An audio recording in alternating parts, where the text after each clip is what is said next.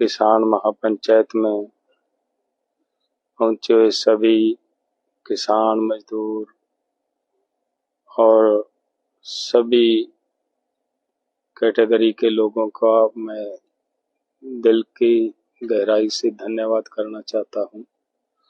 आपने यहाँ आकर आज इस किसान महापंचायत को सफल बनाने का प्रयास किया है। देखिए, सवाल ये है कि कुछ दिन पहले अमेरिका की तरफ से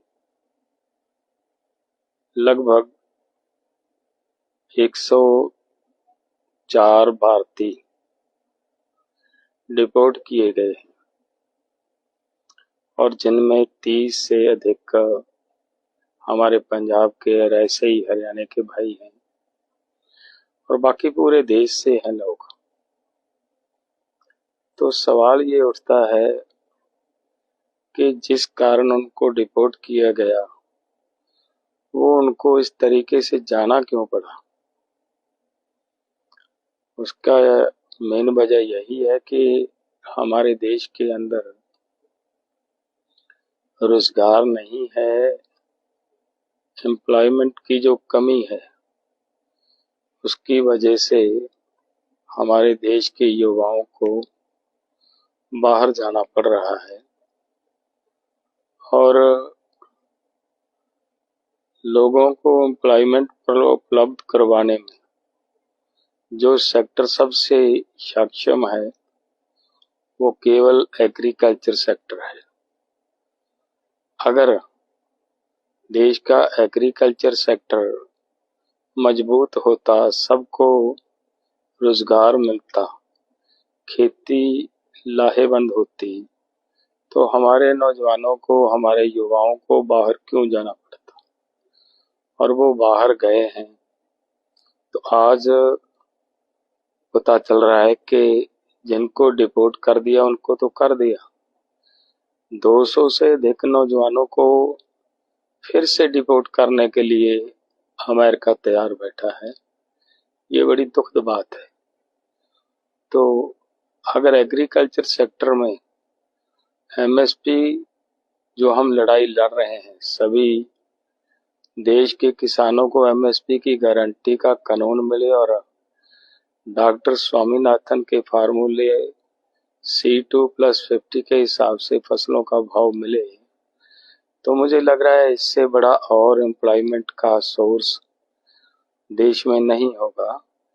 और इसमें सब पूरे देशवासी, हमारे युवा हमारे ही देश के अंदर काम करेंगे।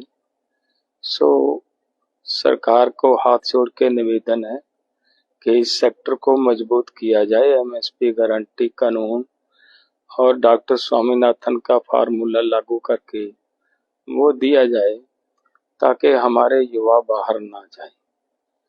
और मैं ये भी बताना चाहता हूँ, पीछे एक साल में 14,78,000 करोड़ रुपए का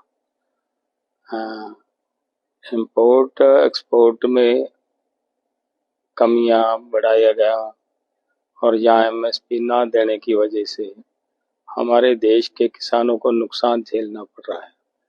अगर ऐसा एक साल में इतना नुकसान झेलना पड़ेगा तो खेती सेक्टर लाहेवंद नहीं बचेगा। सो इसके लिए मैं सरकार से फिर से हाथ जोड़ के निवेदन करता हूं कि ये करें। और मैं देश के किसानों और मजदूरों और सभी उन लोगों को भी हाथ जोड़ के निवेदन करता हूं, ये जो लड़ाई लड़ी जा रही है तो एक तरीके से हमारे नौजवानों को हमारे देश के अंदर ही रोजगार देने की भी एक लड़ाई है। तो इस लड़ाई को मजबूत करे पूरा देश, सब मिलकर इस लड़ाई को लड़ें हम, ताकि हम अपने नौजवानों को जिस तरीके से बाहर से डिपोर्ट किया जा रहा है इससे बचा पाएं। और मैं सरकार को फिर से हाथ जोड़ के इसलिए भी निवेदन करता हूं कि उन सभी नौजवानों का हाथ पकड़े सरकार जिनको डिपोर्ट किया जा रहा है। इस तरीके ना तो केंद्र सरकार ने कुछ किया नजर आ रहा है, ना ही पंजाब और हरियाणा सरकार की तरफ से इन नौजवानों के लिए कुछ किया गया है। तो ये तो बहुत बुरी बात है। सरकार को इनका हाथ पकड़ना चाहिए। और मैं फिर से किसानों को निवेदन करता हूं, इस आंदोलन को और मजबूत करें ताकि हम अपने देश के नौजवानों को अपने ही देश के अंदर रोजगार देने में सक्षम हो पाए। बहुत बहुत धन्यवाद। वाहिगुरु जी का खालसा, वाहिगुरु जी की फतेह।